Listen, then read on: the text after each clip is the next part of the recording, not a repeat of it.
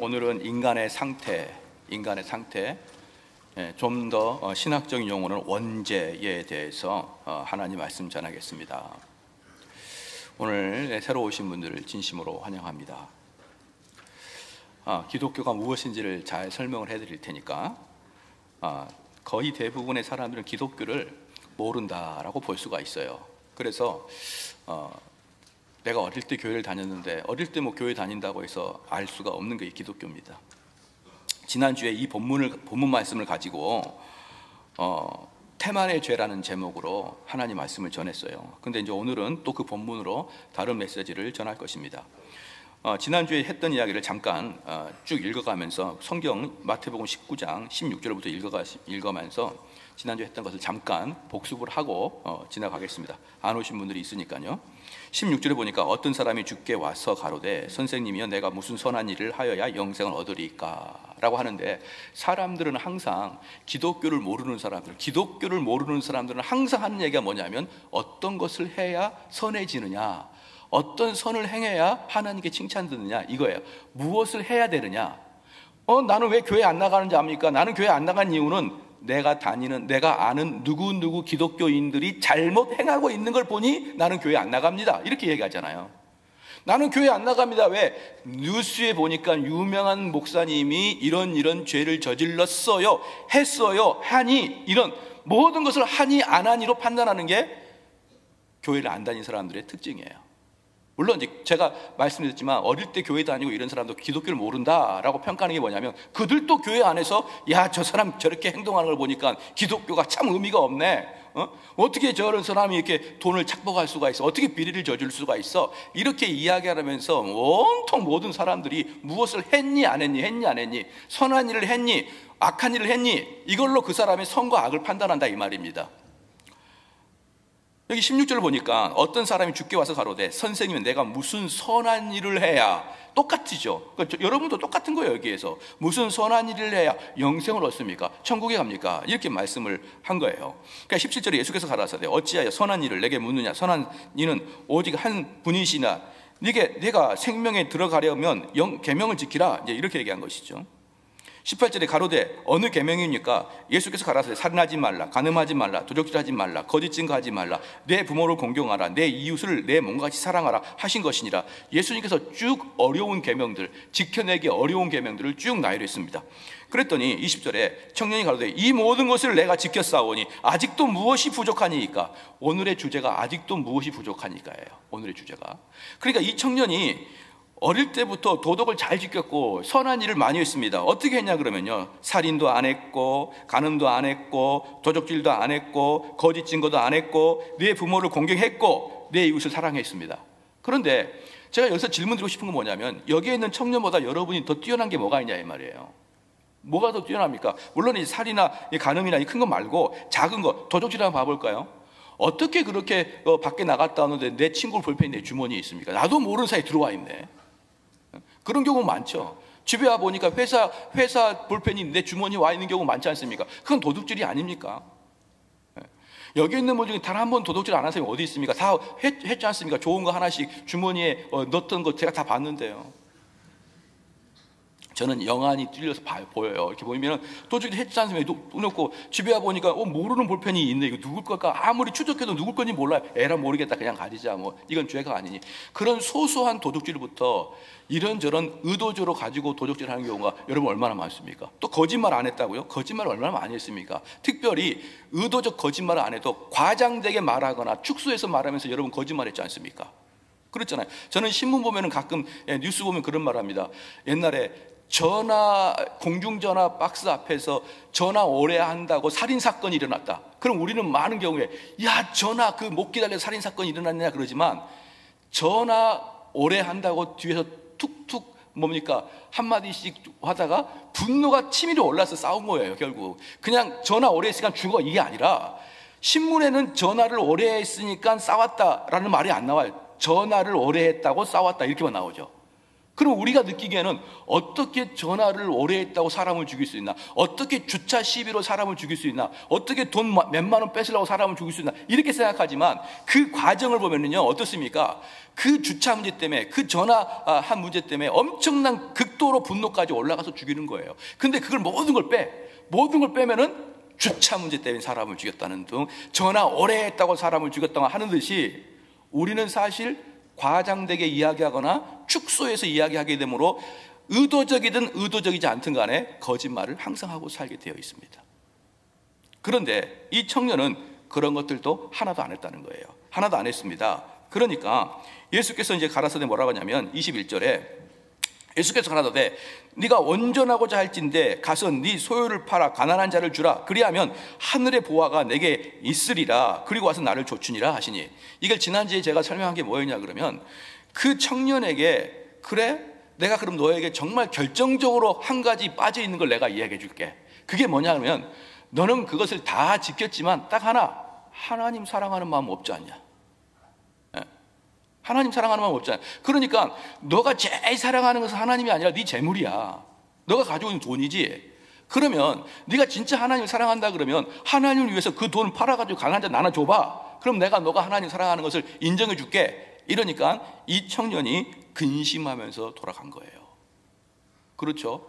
그래서 여기 있는 사람도 그런 경험을 했을 것입니다. 아마 이제 연애를 한 4년 하게 되면은 만나도 재미도 없죠.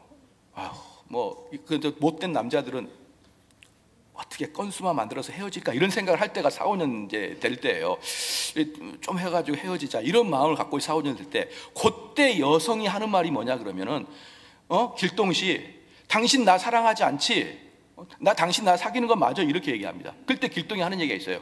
무슨 소리야? 내가 너에게 생일 선물도 해줬고, 내가 너에게 발렌타인데이 화이트데이는 발렌타인 선물해줬고, 또 내가 우리 만난 지 몇 주년 해줬지 않냐? 이렇게 얘기할 때 그 여인이 뭐라고 하냐면, 그거 말고 당신이 내 마음을 떠났잖아 라고 하듯이, 지금 여기 있는 청년은 뭐냐 그러면 하나님 앞에서 자기가 죄를 짓지 않고 열심히 살았습니다.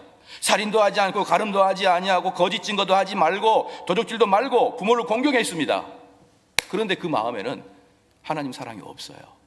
그리고 사람이 없어도, 하나님 사랑이 없어도 얼마든지 이러한 일을 할 수가 있습니다. 하나님을 전혀 사랑하지 아니해도 가난한 사람을 도울 수 있는 거예요. 하나님을 사랑하지 않아도 얼마든지 낙오된 사람을 손잡아 줄 수 있습니다. 그게 하나님 사랑과 동등하게 이꼴이 아니에요. 근데 많은 사람들은 이걸 동등하게 보는 겁니다. 하나님, 내가 가난한 사람도 도왔고 내가 연약한 자라 도왔으니 내가 더 이상 뭐가 필요합니까? 라고 이야기하는 경우가 얼마나 많냐 말입니다. 여러분, 이게 바로 기독교가 말하는 거예요.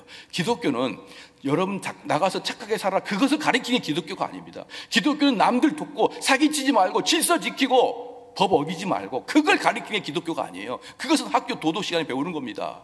기독교는 그런 걸 배우려고 교회 오는 게 아니기 때문에 제가 여러분에게 항상 기독교는 오해하고 있다라고 이야기하는 거예요. 우리들은 보편적으로 기독교를 오해합니다. 교회를 다니면 착해야 된다.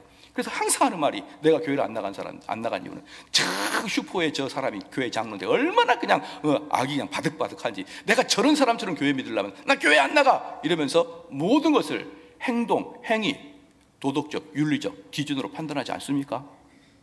그렇게 도덕적, 윤리적 기준으로 판단했던 이 청년이 그래서 윤리적으로 남들보다 월등히 앞서서 예수에게 나와가지고 내가 더 이상 무엇을 해야 됩니까? 라고 말할 정도로, 내가 더 이상 무엇을 더 선한 일을 해야 영생을 얻을 수 있습니까? 라고 말할 정도로 이 청년은 윤리와 도덕이 탁월했던 사람입니다. 아마 우리들은 내가 더 이상 어떻게 선한 일을 할 수 있습니까? 내가 더 이상 어떻게 선한 일을 할까요? 라고 묻지 못할 걸요, 스스로가. 왜? 우리는 그렇게 떳떳하게 도덕적으로 높지 않는 기준을 가지고 살아가니까. 근데 이 청년은 그렇게 얘기했던 것입니다. 그래서 살아가는 성도 여러분, 그러면 도대체 기독교가 뭐냐? 무엇을 기독교에서 말하려고 하느냐? 이 말입니다. 그래서 제가 기독교의 서론을 잠시 우리 성도들에게 좀 나눠드리려고 합니다.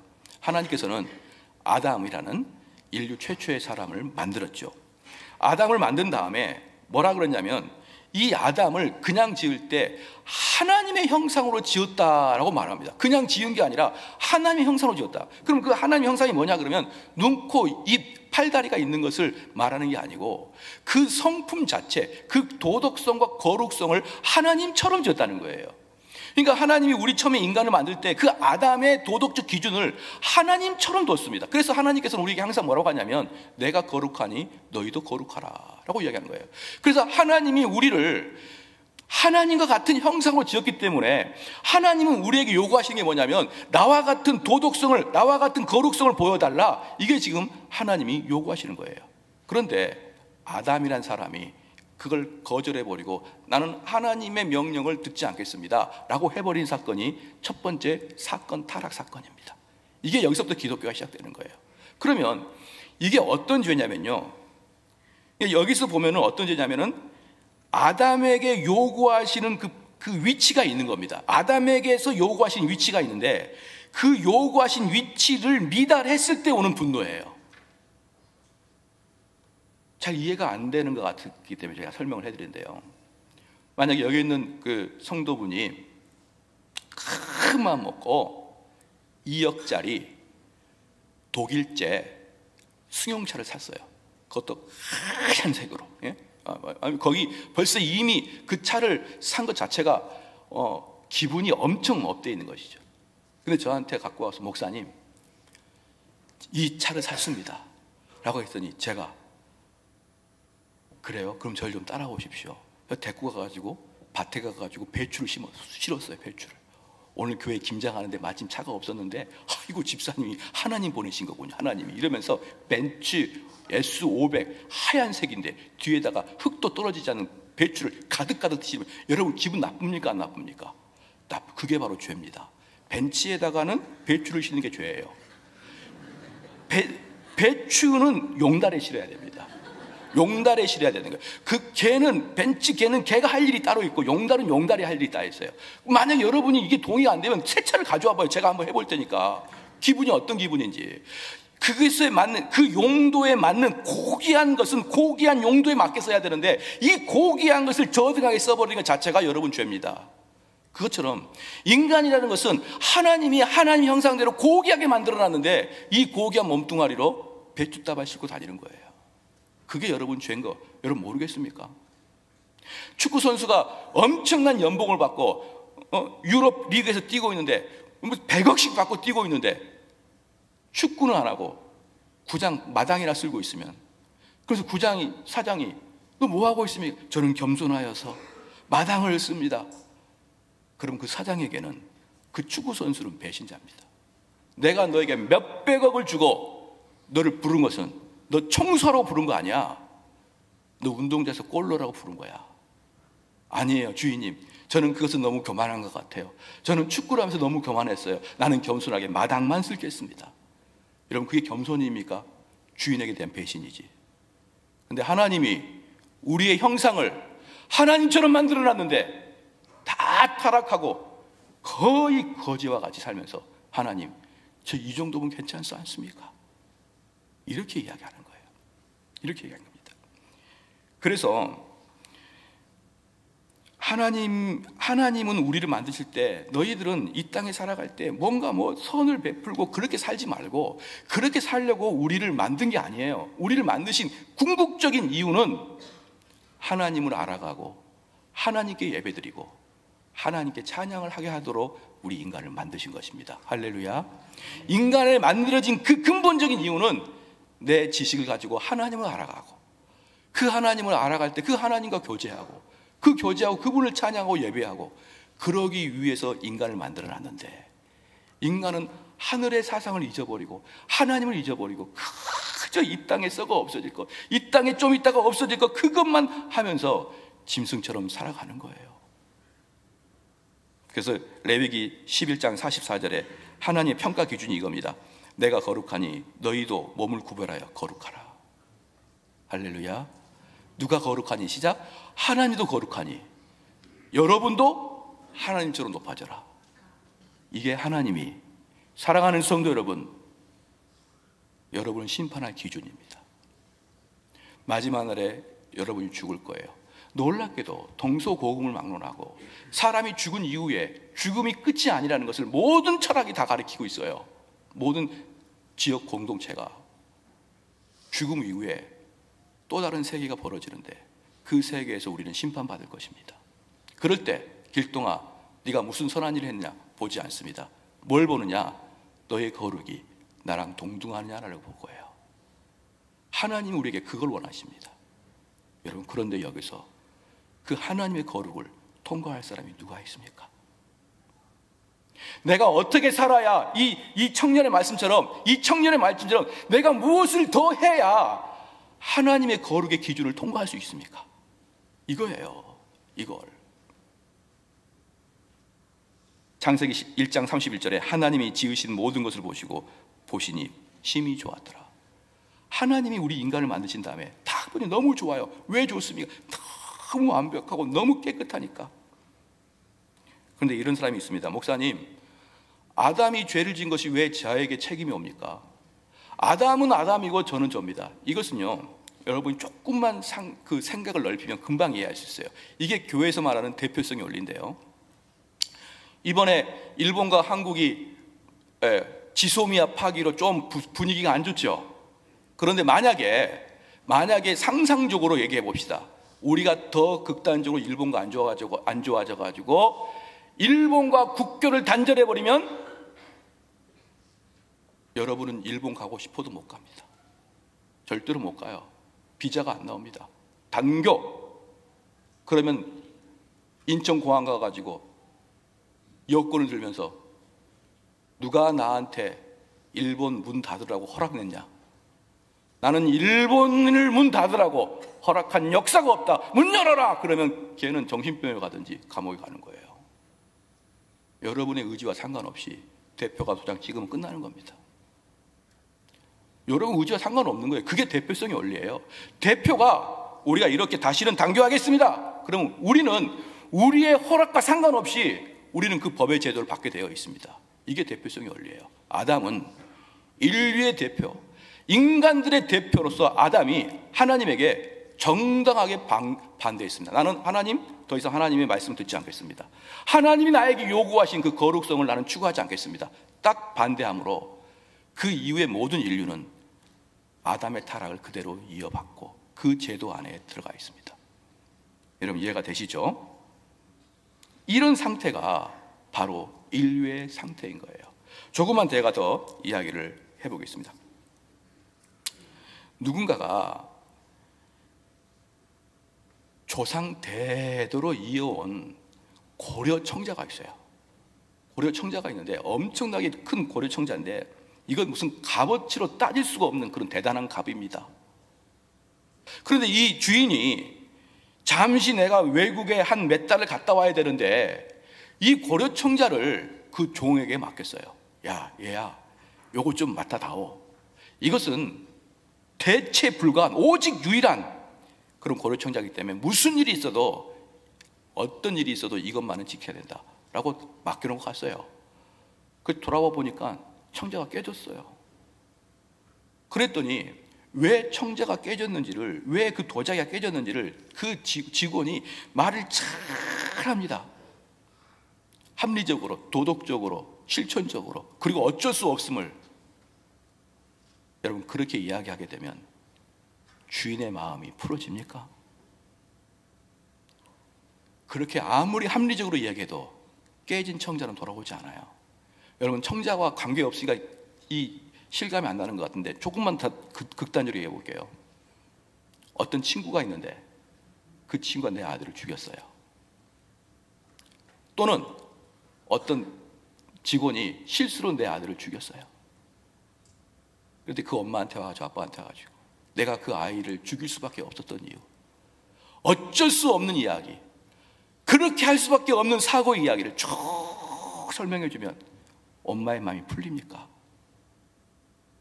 아무리 합리적으로 설명하고 아무리 착한 일을 해도 한 가지 변함없는 사실은 내 아들이 없다는 거예요. 내 아들이 없다는 겁니다. 그래서 어떤 이야기를 하든지 그 부모의 마음은 풀려지지가 않습니다. 여러분 이해가 되시죠? 근데 우리는 하나님에게 하나님께서 우리를 청자와 같이 고귀한 인간으로 만들어놨어요. 근데 그걸 깨버렸습니다. 깨버리고 하나님께 가가지고, 하나님, 내가 이만하면 이제 하나님 나를 용서해 줄 만하지 않습니까? 내가 얼마나 이 땅에서 내가 착한 일을 하고 사는지 아세요? 내가 당신에서 얼마나 마당을 쓴 줄 아십니까? 이제 이만하면 저를 용서해 주시기 되지 않았습니까? 라고 이야기할 때 그 주인이, 그 아버지가, 그래, 네가 내 청자를 깼지만, 네가 내 아들을 죽였지만, 너가 그렇게 열심히 착한 일을 했으니까 내가 너를 용서 안 할래야 안 할 수가 없구나. 여러분, 그렇게 할 수 있습니까? 그 본문이 오늘 본문에 나옵니다. 한번 봐보십시다. 마태복음 본문에 19장인데 18장을 한번 봐보십시오. 예, 똑같은 거니까 한번 봅시다. 23절입니다. 18장 23절입니다. 이걸 예수님이 그대로 이 비슷한 이야기를 했습니다. 18장 24절 보면요, 이러므로 천국은 그 종들과 회개하려 하던 어떤 임금과 같으니, 여기서 회개는 뭐냐면 돈을 마지막 계산한다는 거예요. 뭐가? 천국은 천국이 뭐냐? 천국이 뭐냐라고 할 때 예수님께서 이렇게 말씀했어요. 회개할 때, 즉 마지막 돈을 계산할 때 1만 달란트 빚진 자 하나를 데려오매. 여기서 1만 달란트는 뭐냐 그러면 이 이스라엘에서 1년 예산이 1만 달란트예요. 그러니까 우리로 말하면 우리나라 1년 예산이 저는 모르겠어요. 그런데 대충 한 600조라고 봅시다. 600조. 그러니까 어떤 사람이 회개할 때 600조의 빚을 가진 자를 데려오매. 600조라고 하니까 전혀 상상이 안 돼요. 너무 600억이라고 합시다. 600억. 너무 많다. 600조는 너무 많으니까 600억.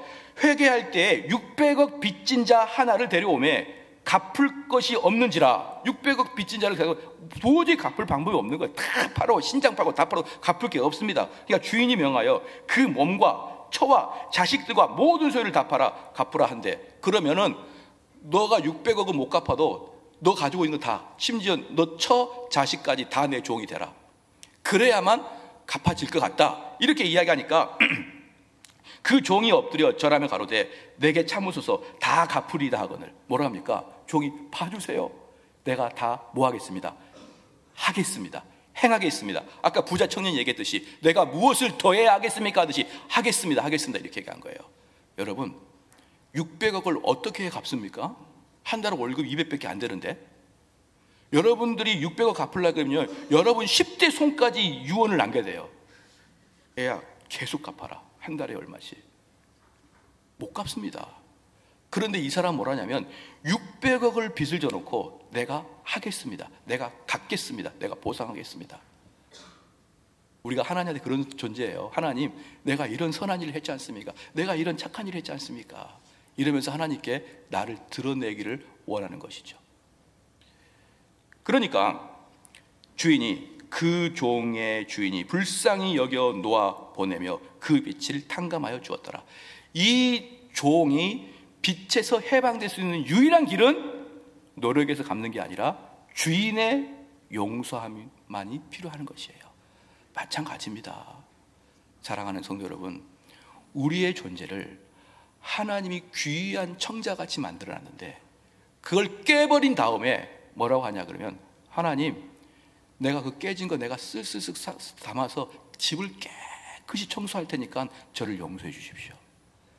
이게 일반인들이 생각하는 선함입니다.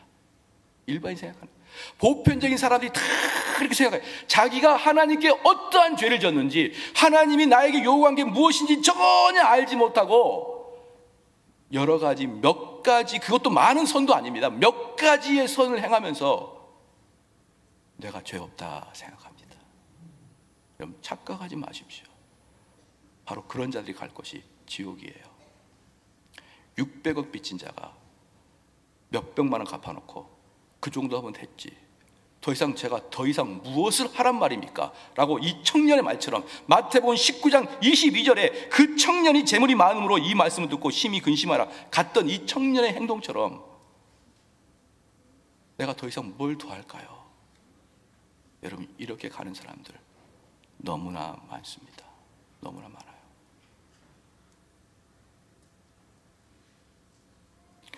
그 손양호 목사님이라고 계시거든요. 손양호 목사님이라고 여순 반란 사건 때 그 여수 예양원에서 목회를 하시던 목사님이었어요. 그런데 그 아들이 둘이가 순천에서 고등학교를 다녔습니다. 아마 알기로는 순천 매산고를 다녔을 거예요.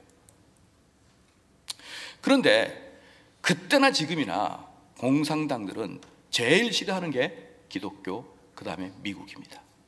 여러분들 미국 물러가라 이것은요, 미국이 나쁜 것도 있지만 사실은 공산주의 바탕이 많습니다. 그때나 지금이나 목표가 미국 철군이에요. 철군, 철수. 그래서 그때 여순 반란 사건 때 첫 번째가 뭐냐면 이승만 정권 타도, 두 번째가 미군 돌아가는 것, 세 번째가 기독교 박멸이었어요. 근데 손양원 목사님 아들이 목사 아들이면서 노래를 잘했습니다. 잘했는데 그 노래를 통해서 자기가 미국으로 유학 가려고 마음을 먹었던 애가 손양원 목사님 아들이었어요. 그러니까 틈만 나면은 학교에서도 노래 부르면서 나는 미국 가서 이 노래를 배워야지 그러고 있는 찰나에 남쪽에 있던 공산 세력들이 반란을 일으켜서 순천을 뒤집었죠. 그런데 제일 먼저 잡은 게 목사 아들이면서 미국 가려고 하는 손양원 목사 아들을 잡았어요. 그리고 걔를 끌고 가서 총살시켰습니다. 그런데 그걸 듣고 달려갔던 동생이 우리 형 죽이지 마라고 하면서 둘 다 죽었어요. 둘 다 죽었습니다. 그때 얼마나 이들이 악한지 보십시오. 순천에서 죽인 다음에 여수까지 차를 타고 옵니다. 그 죽인 애들이. 그리고 손양원 목사님 아내한테 사모님, 내가 오늘 당신 아들 둘 죽였어요. 그리고 가버렸어요. 악하죠. 악해요. 얼마나 인간이 악한지 몰라요. 목사님 사모님이 여수에서 순천까지 맨발로 달려갔습니다. 정신을 잃고. 그런데 여기에서 무슨 일이 발생했냐 그러면 손양원 목사님이 그 죽였던 안재선이라는 애를 자기 양아들로 삼아요. 그래서 손양원 목사를 사랑의 원자탄이라 그러는데 저는 그걸 보고 손양원 목사가 너무 싫어졌어요. 너무 싫다. 그건 인간이 해야 될 일이 아니다. 자기는 목사니까 그 아이를 자기 양아들로 삼지만 그 사모님은 어때요? 그 인간 볼 때마다 니는 아까워 우리 고등학교 3학년 고등학교 1학년 두 아들을 죽인 그 인간을 매일 밥을 해줘야 되고 매일 데리고 살아야 됩니까? 저는 그건 손양원 목사님의 과도한 모습이라고 봐요. 저는 그건 별로 존경하지 않습니다. 전 존경하지 않아요. 여러분, 어떤 마음을 품어야 내 아이를 죽여버린 사람을 사랑할 수 있을까요? 아무리 사랑하려고 해도, 아무리 그에게 사랑을 주려고 해도 내 아들 둘은 없는데 지금 걔를 볼 때마다 두 아들이 생각나는데요. 여러분, 저는 그 이후에 손양원 목사님의 일대기를 보면 이런 말이 나옵니다. 그 이후에도 손양원 목사님은 정신을 못 차리고 살았다 그랬어요. 그 이후에도 그 아들을 입양한 이후에도 친아들 둘이가 보고 싶어서 손양원 목사도 정신을 못 차리고 살았다. 저는 그게 맞다고 봐요. 저는 절대로 그런 사람들 양아들 삼지 않습니다. 보고 볼수록 화가 나니까. 근데 여러분, 우리가 그랬어요. 우리가 하나님을 그렇게 배신하고 하나님의 아들을 예수를 그렇게 죽여버리고 나서 우리 주님은, 우리 하나님은 우리를 볼 때마다 자기 아들 예수가 생각나는데 우리는 조금 윤리적인 거 하고 요즘 하면 됐잖아요. 요즘 하면 됐죠. 뭘 더 이상 바랍니까? 하나님, 내가 무슨 다른 사람 눈물을 흘리게 했습니까? 다른 사람 해코지 했습니까? 다른 사람 살인했습니까? 내가 뭘 잘못했습니까? 왜 나한테 죄인이라고 그럽니까? 이 정도 하면 됐죠. 손양원 목사 그 양아들인 안재선이가 아버지, 내가 잘못한 거 딱 한 가지예요. 당신 아들 죽인 거. 근데 지금까지 내가 3년 6개월 동안 빨래하고 청소하고 이건 뭡니까? 이건 이 정도 공로는 봐주셔서 이제 아버지 어머니 얼굴에 아들을 잃어버린 수심이 없어야 되는데 언제까지 그 수심을 가지고 있을 것입니까? 라고 말하는 손양원 목사, 만약에 양아들이 그랬다 그러면 그럼 그게 여러분 합의가 되고 동의가 됩니까? 여러분, 우리가 하나님께 그 짓을 했어요. 하나님은 아들을 죽였어요, 우리가. 그래 놓고 여러분 죽으면은 그 하나님이 우리를 심판하실 건데 그 앞에서 뭐라고 하실 거예요? 얘야, 너 이 땅에서 뭐하고 살아왔니? 하나님이 주신 인생을 열심히 살고 공부도 열심히 하고 내가 하고자 하는 일 최선을 다하고 가정 열심히 돌고 부모한테 효도하고 이렇게 왔어요. 하나님 왜요? 아니 그거 말고 그 전에 너와 나의 관계는 어떻게 된 거니? 하나님, 저는 그거 듣도 보도 못했습니다. 그럴 거예요, 여러분. 분명히 너 이 땅에 뭐하고 살아왔니? 하나님, 난 착한 일하고 왔습니다. 아니 그거 말고 나와 너의 관계는 뭐니? 나는 일평생 80년을 살면서 한 번도 생각을 못 해봤던 겁니다 라고 분명히 여기 있는 분들 그렇게 대답할 거예요. 그럼 어떻게 할까요? 기독교는 그거 아니에요. 그러면은 좀 더 말씀을 말합니다. 그러면 그게 바로 원죄라는 것입니다. 원죄는 뭐냐 그러면 우리가 죄를 지었다는 게 아니에요. 그럼 원죄는 뭐냐 그러면 우리가 높은 위치에 있다가 그 위치를 상실해 버렸다는 게 원죄예요. 우리는 하나님처럼 거룩하고 하나님처럼 도덕적인 그런 사람이었었는데, 그런 인간이었었는데 그 높은 경건의 위치를 상실하는 것을 원죄라 그러는 것이고, 이 상실한 상태에서 나오는 행동들을 우리는 자범죄라 그래요. 스스로 짓는 죄들. 그리고 사랑하는 성도 여러분, 우리는 숨만 쉬면 죄를 짓는 거예요. 숨만 쉬면 죄를 짓습니다. 왜? 이미 원죄 상태에서 떨어져 버렸으니까, 낙착하게 떨어졌으니까. 이 상태에서 입만 열면은 여러분 썩은 내가 나는 것입니다. 썩은 내가.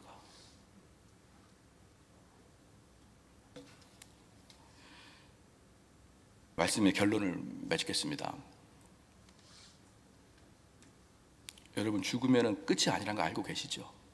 그것은 의도적으로 죽으면 끝이야 라고 아무리 이야기해 보십시오, 속 깊은 곳에서 죽음 이후에 또 다른 세계가 있다는 것이 자꾸 느껴질 거예요. 죽음은 끝이지 라고 백날 이야기해 보십시오, 속에서 그게 끝이 아닌 거 너도 알고 있지 않느냐라고 이야기할 겁니다. 그럼 그 죽음의 순간에 여러분 예수님한테 심판받을 거예요. 판단받을 겁니다. 거기서 테스트 받을 거예요. 그래서 교회는 어떤 곳이냐, 사랑하는 성도 여러분, 교회는 어떤 곳이냐 그러면요, 너희들 나가서 착하게 살라 그걸 이야기하는 게 아니고, 교회는 여러분들이 예수님 앞에서 마지막 심판받을 때, 예수님 앞에서 마지막 심판받을 때 그 예수님이 무엇을 물을 것인가를 미리 공부하고, 예수님이 우리에게 무엇을 물을 것이고 무엇이 기준인 것을 미리 공부한 다음에 그것을 준비하는 게 교회예요. 교회 나와서 무슨 착한 일을 합니까? 그래서 교회는 가장 비싼 단체가 어디냐 그러면 절간이나 무속인이 아니라 학교도 아니고 학원입니다. 학교는 그나마 전인적 사람을 만들어내는데, 학교라기보다는 학원이에요. 뭐냐? 학원은 내가 목표로 하는 그 시험을 합격하고자 하는 노력이 오직 그 목표로 있는 게 학원인 것처럼, 이 교회의 목표는 마지막 심판대에서 예수님이 시험 문제 내는 것을 미리미리 공부해 나가는 것이 교회이기 때문에, 교회는 절간이나 무속인이나 다른 종교 집단이 아니라 여러분 대입 검정고시나 대입 학원 같은 학원이라고 보면 되는 거예요. 학원이라. 그리고 사랑하는 성도 여러분, 물어보겠습니다. 제가 물어보고 싶은 이거예요. 여러분 영혼을 위해서 무엇을 준비하고 있습니까? 무엇을 준비하고 있습니까? 아마 분명히 다 알 겁니다. 우리 몸에는 육체와 정신과 영혼이 있다는 거 다 알 거예요. 그럼 물어볼게요. 영혼을 위해서 무엇을 준비합니까? 육체를 위해서 열심히 준비하죠. 식단도 조절하고 운동도 하죠. 그럼 영혼을 위해서 무엇을 합니까? 더 근본적인 질문입니다. 이걸 여러분이 대답할 수 있는 사람 거의 없을 거예요. 여러분 정신과 영혼을 구별할 수 있습니까? 뭐가 정신이고 뭐가 영혼입니까? 모르죠. 그렇기 때문에 아무도 영혼을 준비할 수 없는 거예요. 그렇기 때문에 어디가 영혼이고 뭐가 정신이고 뭐가 육체고, 영혼을 위해서 준비하려고 뭐가 영혼인지를 알아야 되는데 무엇이 영혼인지도 모르니까 영혼을 위해서 아무것도 준비하지 않고 죽어서 심판대에 딱 가면은 길동아 꺼내봐라. 무엇을 꺼내봅니까? 너가 일생을 살아면서 나를 만나기 위해서 준비한 걸 꺼내봐라.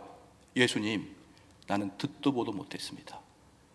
악한 종아, 영원한 지옥으로 떨어질지어다. 여러분 믿으십니까? 마지막 마태복음 22장 한번 봅시다.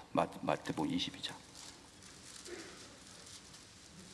마태복음 22장입니다. 이건 전부 다 예수님이 하신 말씀이에요. 예수님이 다 하신 말씀입니다. 오늘 제가 보여줬던 구절은 다 예수님께서 하신 말씀이에요. 마태복음 22장 11절 보니까 이럽니다. 임금이 손을 보러 들어올새 거기서 예복을 입지 않은 한 사람을 보고, 여기서 임금이 뭐냐면 심판대에 있을 심판장 예수님이에요. 예수님이 이제 심판을 하면서 손님들을 맞이하러 갔습니다. 그런데 그 11절에 임금이 손을 보러 들어올새 거기서 예복을 입지 않는 한 사람을 왔습니다. 여기서 뭐냐 그러면 우리 예수님은 그 심판대 앞에서 마지막 볼 때 그 손님들이 착했느냐 안 착했느냐를 보는 게 아니라 예복을 입었냐 안 입었냐 그걸 보는 거예요. 예복을 입었느냐 안 입었느냐. 11절에 가로되 친구여 어찌하여 예복을 입지 않고 여기 들어왔느냐 하니 저가 유구무원이거늘. 마지막 심판대 앞에서 우리가 딱 섰습니다. 저와 여러분이 섰어요. 그런데 예수님께서 묻는 것입니다. 친구야, 그게 다냐? 또 뭐가 더 있습니까? 라고 유구무원이더라. 임금이 사환들에게 말하되 그 수족을 결박하여 바깥 어두움에 내어 던지라. 거기서 슬피 울며 이를 갈미라 하시 그를 지옥에 던져버리라는 거예요. 마지막에 예수님께서 여러분 심판할 때 뭘로 한다고요? 선한 행위로 하는 게 아니고 예복을 입었냐는 겁니다. 그 예복이 뭐냐? 바로 우리가 그 예복을 갖추는 것이 교회에서 하는 일이에요. 일평생 살아가면서 마지막 심판대 앞에서 우리가 보여줘야 될 예복, 우리가 입고 가야 될 예복을, 그 예복이 무엇인지를 일평생을 놓고 제가 가르쳐 드리면 여러분이 마지막에 심판대 앞에서 이 예복 여기 있습니다 라고 보여주는 것이 여러분 교회입니다. 그러니까 당장 등록하시고 수업을 들으십시오. 뭘 생각해 본다고요? 뭘 생각해 봅니까?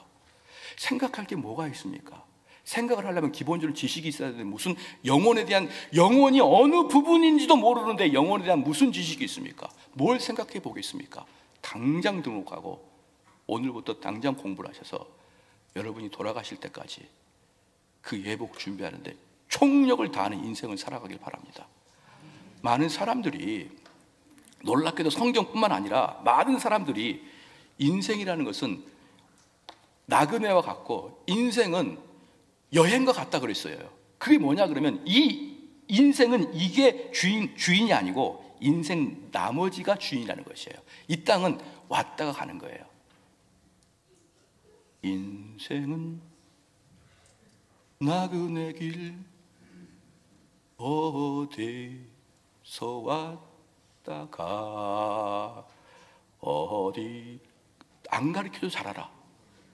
안 가르쳐도 그 가수들은 잘 알아요. 다 마음속에 인생은 스쳐 지나가라는 길이라는 거 다 알고 있죠? 모른 척하고 있을 뿐이지. 그런데 우리 기독교인들은 이 한 번 있는 인생에서 예복 만들다가 주님께 가는 게 기독교예요. 할렐루야. 쓸데없이 착한 일 이런 거 하지 마세요. 어떤 교회 보니까 목사가 나쁘더라 그런 얘기 하지 마세요.